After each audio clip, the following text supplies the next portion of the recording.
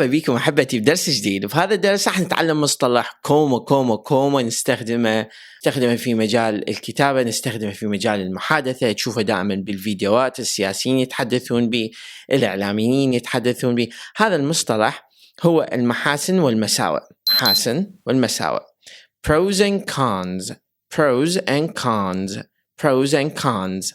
المحاسن والمساوئ، pros and cons. The pros and cons. We're discussing the pros and cons of the 7 dogs. There are pros and cons about the shield controversy. The pros and cons of. So what's the benefit and pros and cons between? سؤال عن المحاسن والمساوئ. تقول what are the pros and cons of this؟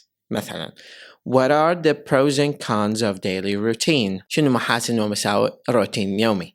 what are the pros and cons؟ pros، لاحظ pros تمد and cons. Pros and cons.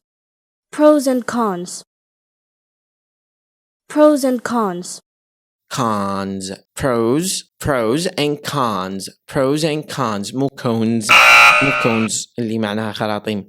Cons. Pros and cons. What are the pros and cons؟ هسه نيجي ناخذ أمثلة، لأن الأمثلة هي أجمل ما يخلينا نتذكر هذا المصطلح. بس ملاحظة قبل لا ناخذ الأمثلة، أنت شلون تحفظ المفردة؟ عملية بسيطة جدا. هذه المصطلح إذا تريد تعرف شلون يستخدم، روح الموقع اسمه يوغلش، تكتب بيه المصطلح. يوغلش هذا مثل اليوتيوب، تكتب بيه الكلمة تشوف المصطلح. فلازم على الأقل تشوف 10 فيديوهات، 15-20 فيديو لكيفية استخدام هذا المصطلح بالحياة اليومية. خلينا نجي نشوف أمثلة على هذا المصطلح وكيف نستخدمه. The commander-in-chief weighed the pros and cons and he decided against a combination of war on such lines. هذا جملة تلاحظ شلون تستخدم هذا المصطلح. خلينا نروح على المثال الثاني. There are pros and cons to this. To be sure, but overall, this has increased our empathy. تلاحظ شلون ده يستخدمه؟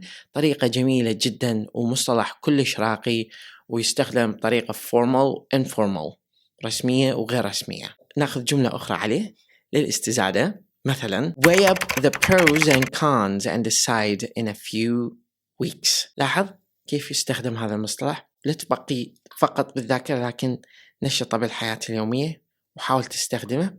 راح تلقي نفسك هذا المصطلح كلش نشط عندك ومتداول، وراح تفهم شلون الأشخاص يتحدثون به. ربي يحفظكم.